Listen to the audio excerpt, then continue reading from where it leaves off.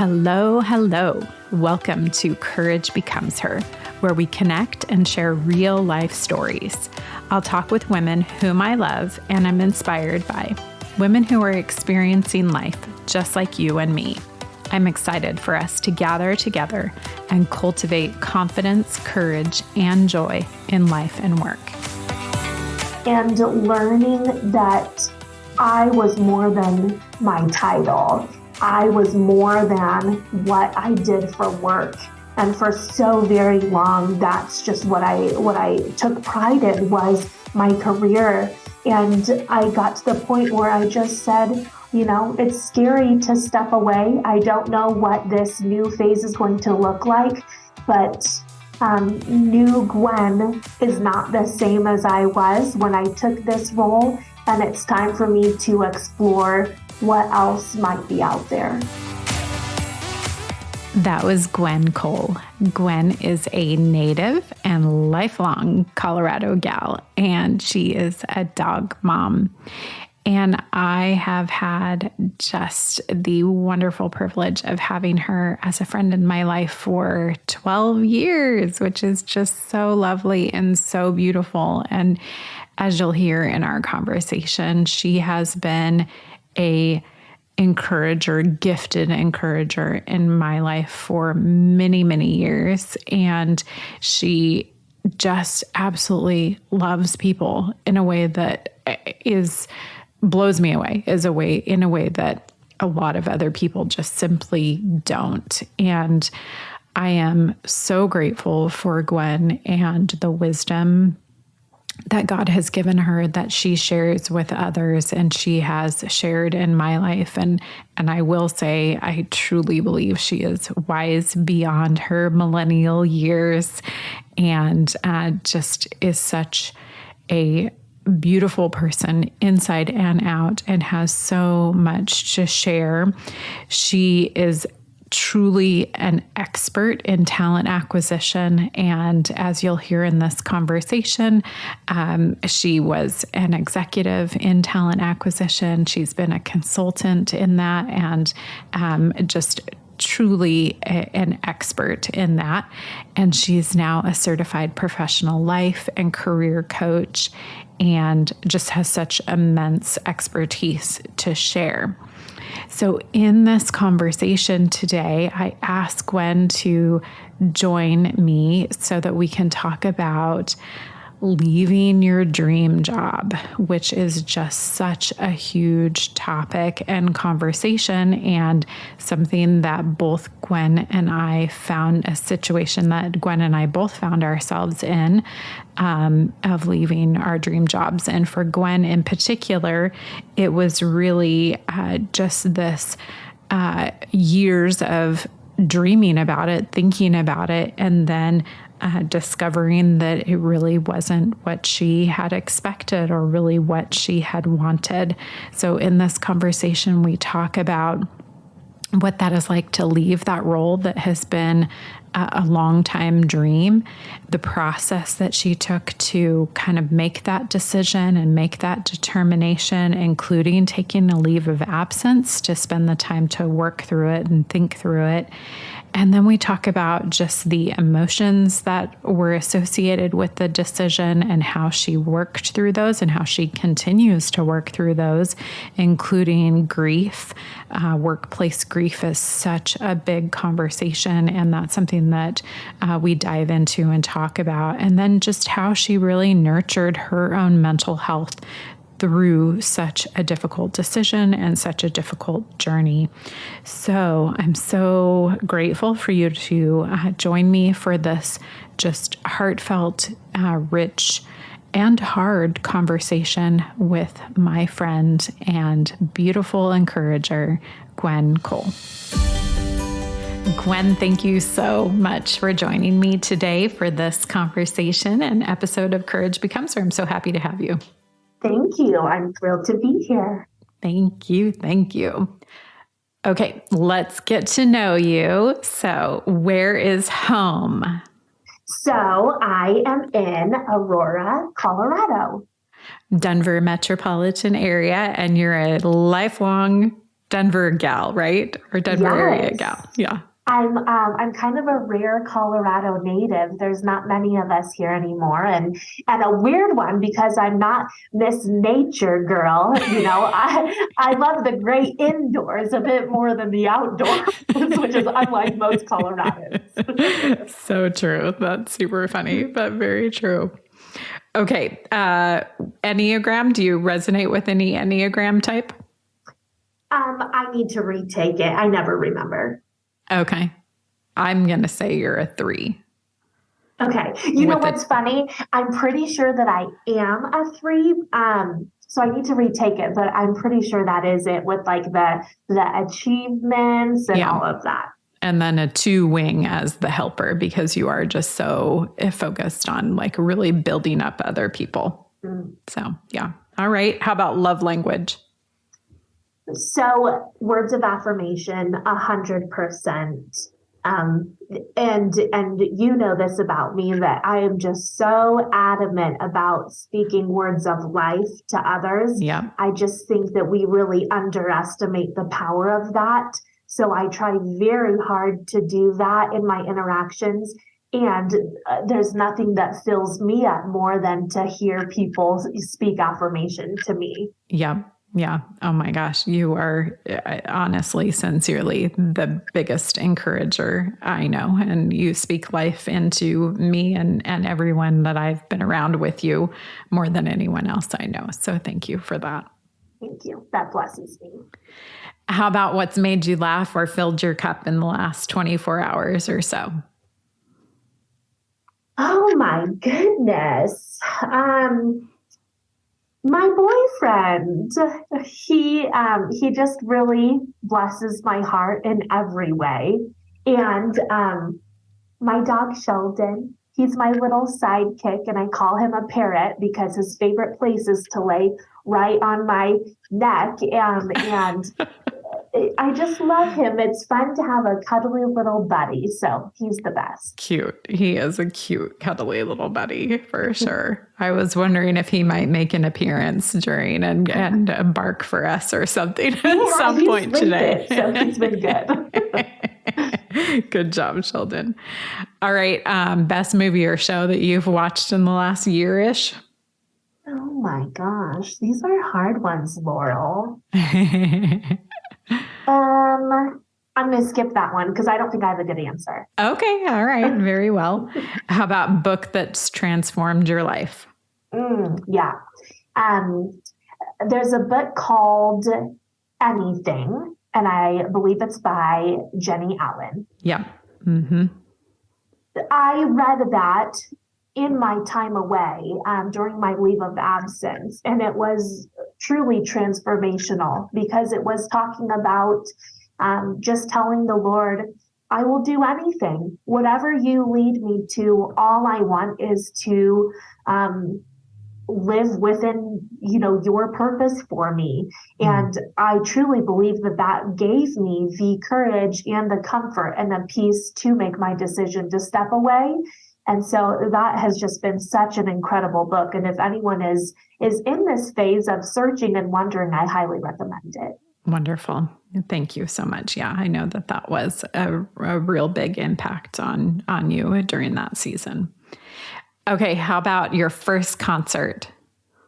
Okay, so it was a small little Christian band, and I think their name was Plus One, and it was at a church, and I was with some of my little Christian school girlfriends, and we just screamed over those Christian boy band guys. Oh my gosh, that's hilarious. Yes. I feel like I remember that name, but we'll have to Google them. See. They never hit it super big, but man, we sure loved them.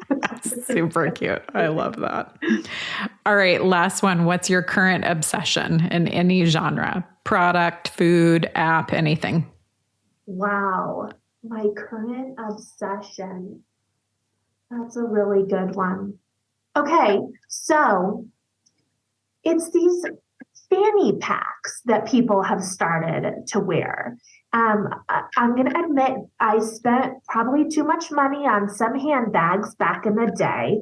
And so I got one of these little fanny pack things, for $20 on Amazon. And it's incredible. You just like drape it over you. It has so much space, so many zippers. And my like 80s self is like, what? But yeah, I love them and highly recommend. Oh my gosh, that's so awesome. And I can Not totally surprising see, for my answer. I can totally see you wearing that. That's fantastic. It's so good. Awesome. Well, thank you for letting us get to know you. Yes, thank you. Okay, so we're starting into a new series of taking a leap of faith. And one of the things that you and I have lived through together, a season together, is you took a leap of faith to leave your dream job and explore a new career. So I'd love for you to just kind of tell the backstory of that, of what kind of prompted that decision. And, how did you know that it was time to take that leap?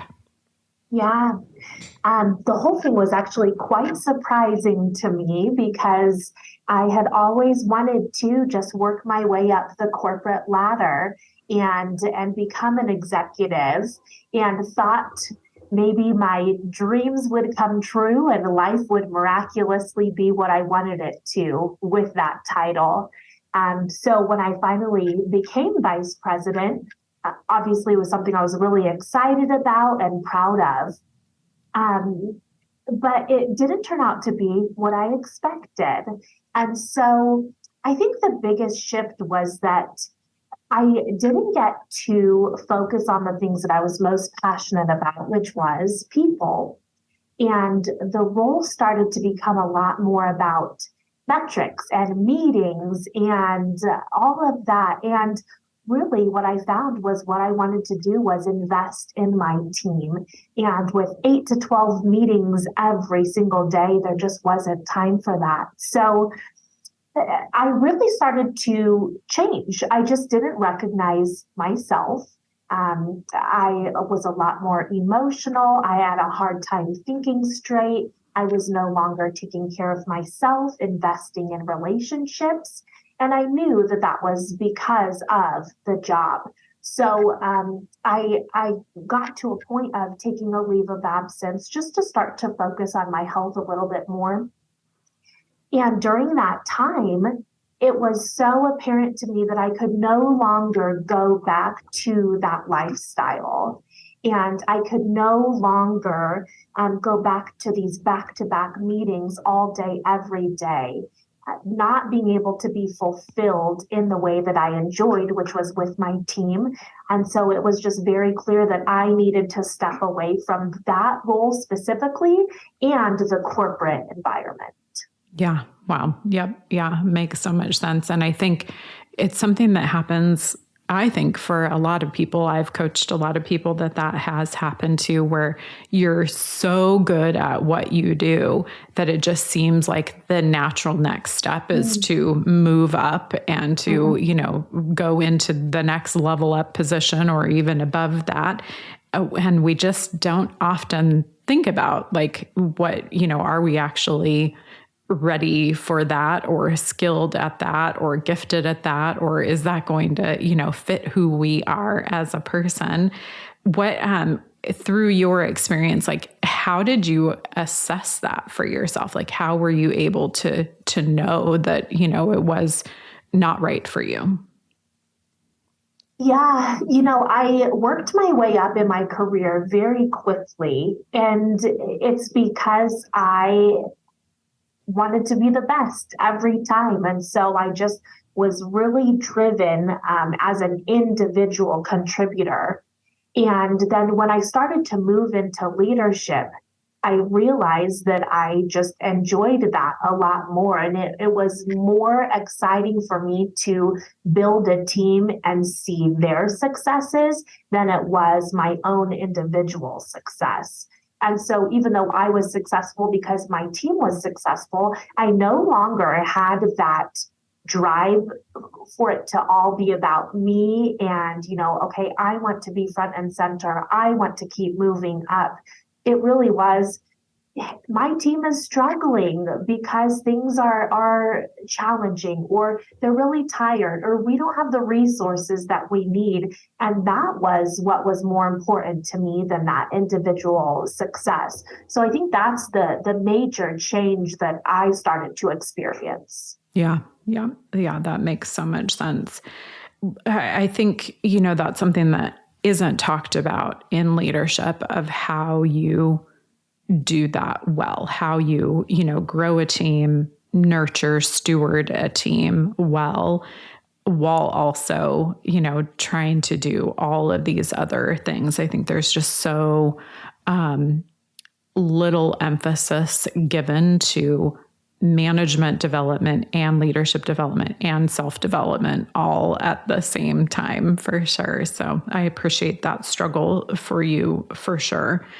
What I think, some people listening might say, why didn't you just kind of push through, if you will, and, really just try to force it? Because I think a lot of people do that. So how would you respond to something like that?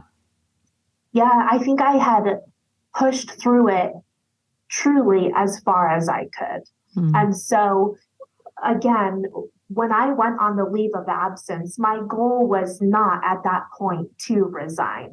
My goal was to take some time just to rest, because I truly, towards the end, I could barely form full sentences in the workplace because I was so drained mentally, physically, emotionally. And I just knew that wasn't good for myself, but it was no longer good for my team. I couldn't invest in them and provide them the support that I really wanted and needed to. So I really did. I pushed as far as I possibly could. And then once I took that leave of absence to try and rethink things, regroup, that's when I determined that it just was not worth going back into that again for myself or for my team. And I had to make a decision to focus on my own wellness. And ultimately that led me to submitting my resignation. Yeah, that makes sense for sure. Talk about the emotion side of that, like when you ultimately ended up making that decision, like what was happening for you on an emotional level? Yeah, there were definitely two sides. So there was, let's talk about some of the negative emotions. There was a feeling of giving up. And I had at that point accomplished everything that I had set my mind to and set goals to thus far. We had growth goals, monetary goals, different programs we wanted to roll out, and we had done all of those. And I think that's actually when my body and mind finally shut down, because I knew I had accomplished those things. But still there was a feeling of, what more could we have done had I stayed? There was a major feeling of guilt.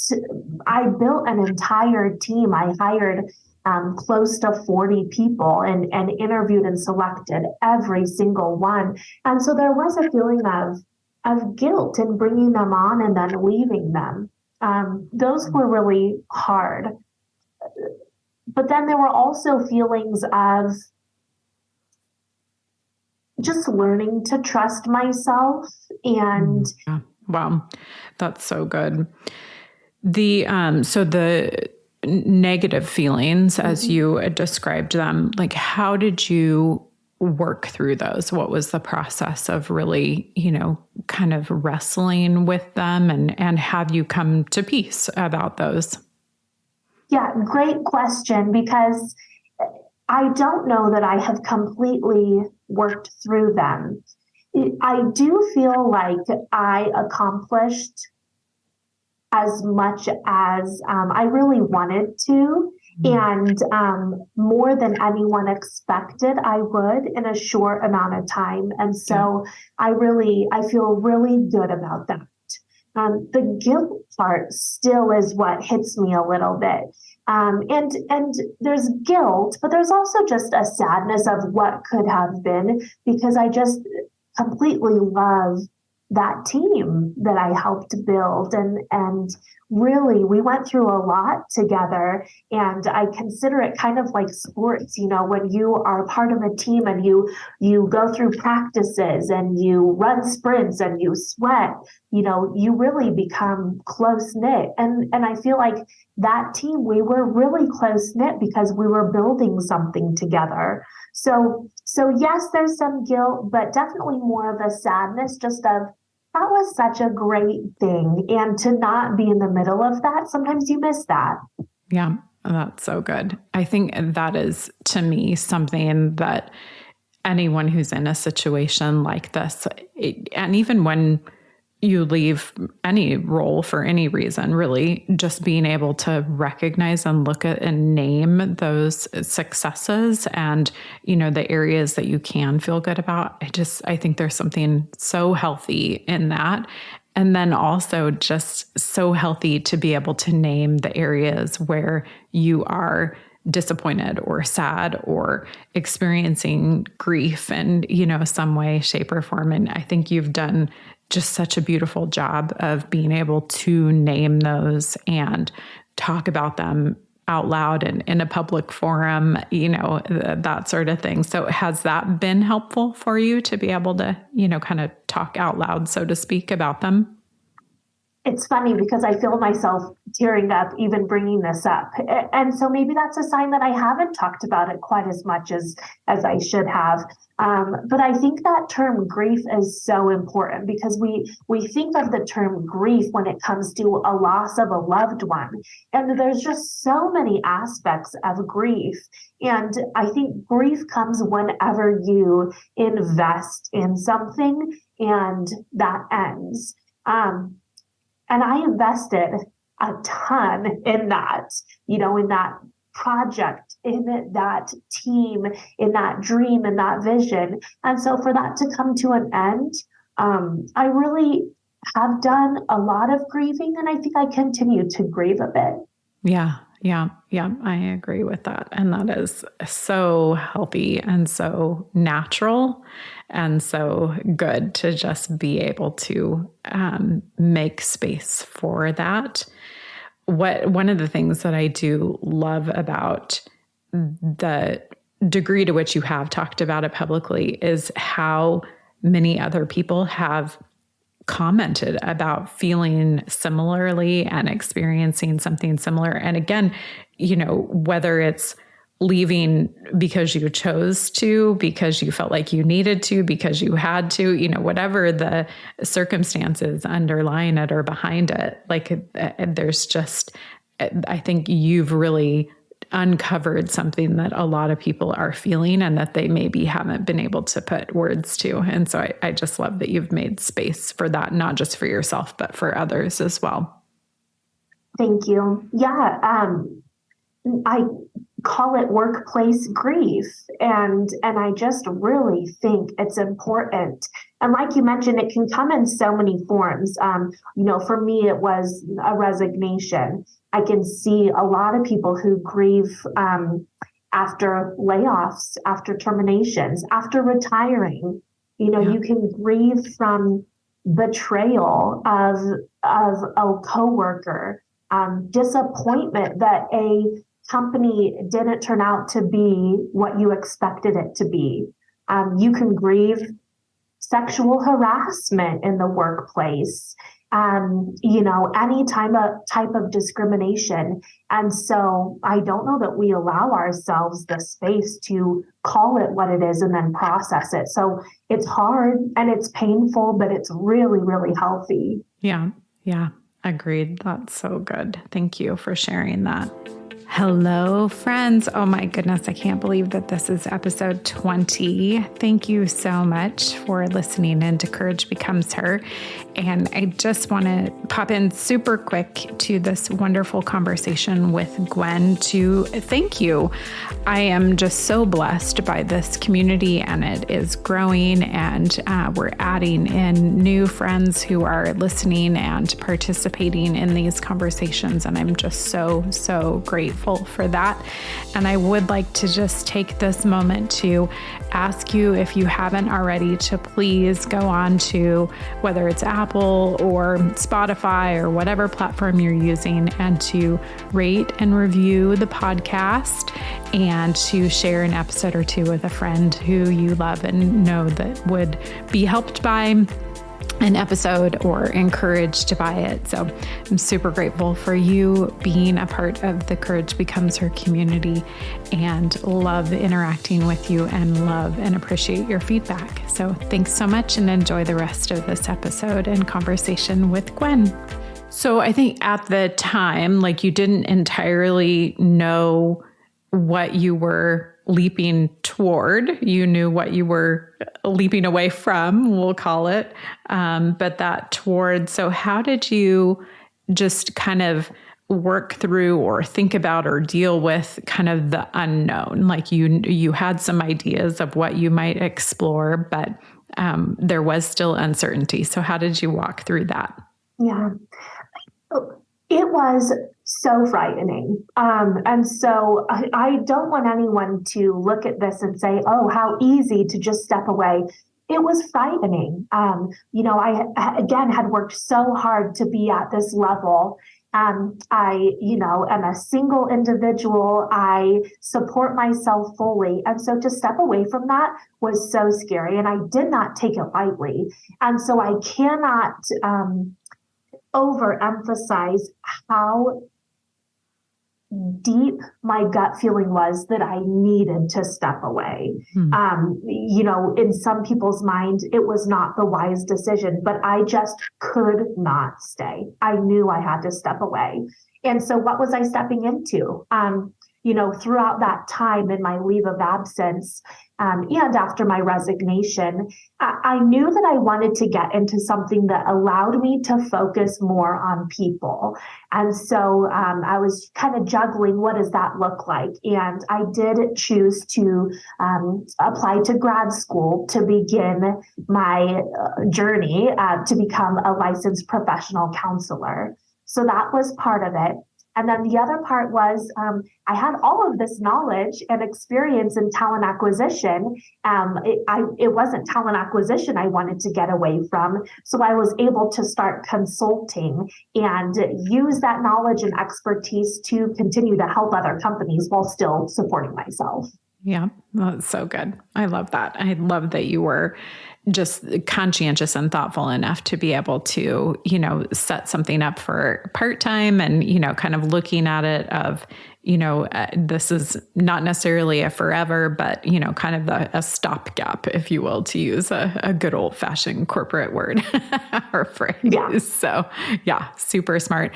I think a lot of times, we limit our own options and maybe don't even look at that. So how for you did you even think about and know, okay, here are my options. Here are some things I can do, quote unquote, in the meantime. Yeah. I think most people, when they take a step away and then go back, they think, I only know one thing. And I kind of felt that. I know recruiting. And so where could I utilize what I knew in a healthy environment that still gave me the space to keep discovering and processing what I had experienced and these realizations that I had come to. And so it really, more than anything, like I said, it gave me time. So it gave me time to work part-time, to rest, to recover. And from there, I was able to start getting my wheels turning a little bit more, which is how I chose to start my own business and dive into that coaching industry. I love it. Yeah. So good. So good. So looking back and, kind of this process that you've gone through, which definitely has been a process, are there things that you would counsel someone who is maybe going through something similarly to think about, to, look at, to potentially do differently? Like, how would you advise or counsel someone in a similar space? Yeah, I would say two things. The first one, we see this all the time on LinkedIn, Facebook, Instagram. And I don't want it to become too cliche. And it's the idea that mental health matters. And it is so incredibly true. If you are ever in an environment, whether it be a relationship, whether it be your career, etc., even family, sometimes especially family, when you are in a space where your mental health is really struggling, you need to step away. And I experienced that, and I'm so glad that I stepped away because it really has changed who I am. So that's one. The second thing is, and I tell clients this all the time, that nothing is final. And I think so many times we think a decision is going to be final. If I'm going to try and start a new business, that's the only thing I can do for the rest of my life. And if I fail, it's all over. That's so not true. It's never too late to start something. And if it doesn't work, then you learned a lot through that and you can start something else. And so I just think it's so important to have the courage to try things. And that's what I did. And I'm so glad that I did, because it's just been one of the greatest decisions I've made in my life. I love that. I love your resoluteness in that. And you were very courageous, have been very courageous through it. I think one of the things that I have learned from you so much is just what you talked about. And you honestly have challenged me about this a lot over the last couple of years, is just this idea that it's this getting rid of a scarcity mindset of thinking, like, as you just said, like, you have options. This is not your only thing that you can do. And so many of us think that and just put ourselves in this mindset of like, it's the only thing that I can do and it has to be forever, versus, thinking about, no, that's actually not true. Like you said it way better than I can, have just like, it's not a permanent thing. Like, things can change, and we're not, only built for just one thing. And if we fail or we miss that one thing, then our life is over. So I really appreciate that and love that so much. What, to someone who is like me and has struggled with that or does struggle with that, how would you encourage them to just be more open to the idea that it's not forever? I would just say that life is full of seasons, and it is not always winter and it is not always summer. And so maybe you're in a season of doing something a bit more artistic. Does that mean you need to be an artist for the rest of your life? No, but embrace that season, dwell in that season, and enjoy that season for what it is. And then when you come to a point where a new season is knocking on the door, do the same thing, because there's just so much beauty in the various seasons of life, and some are a lot harder than others. But if you don't embrace the next one, then you never know if it could be a really beautiful and exciting season. Yeah, that's so good. Thank you so much. Very, very well said. Any parting thoughts or last minute thoughts for our friends listening with us today? You are just so much stronger than you think. And, life really can throw us curveballs and things that we just never, ever think would happen.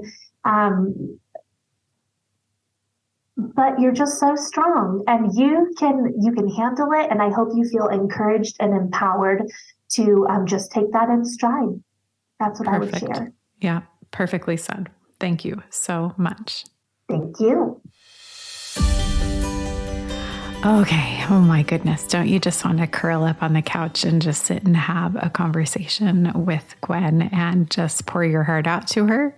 I do every day wish that I could have that conversation again and look forward to those times when we can do that. She is just such an incredible woman and human being. And I'm so grateful that you all had the opportunity to hear from her and learn from her today. And I just want to focus for 1 minute on this topic of grief in the workplace. It is such a thing. And I think, like we talked about, it doesn't have to come from something negative. It, can come from good and positive decisions, but still leave us with feelings of grief and of loss, of, moving away from, something that we had anticipated and having, things change in a way that just leaves us with, a feeling of loss and, that there is something that's missing for us. And it's just so critical and important for us to take note of that and to recognize it and to talk about it. Like, Gwen and I shared together today. It's just so healing to be able to, talk through that grief again, regardless of the reason for it, and to just, have that opportunity to open up and talk with someone. So I hope that you will do that if that's where you find yourself. Certainly you can reach out to Gwen if you would like to talk with her. As you know and have heard, she is a certified professional life and career coach and would be delighted to talk with you about your career shift that might be happening for you, or a mental health journey that you are on, and just anything that we talked about today. I know Gwen would be delighted to talk with you and coach with you and work with you for that, as would I. And Gwen and I are both really great about if we think that one of the other of us is a better fit for someone, that will, refer someone to each other. So certainly would encourage you to reach out and to connect with her. I do want to share a resource that I just am so grateful for on the topic of grief.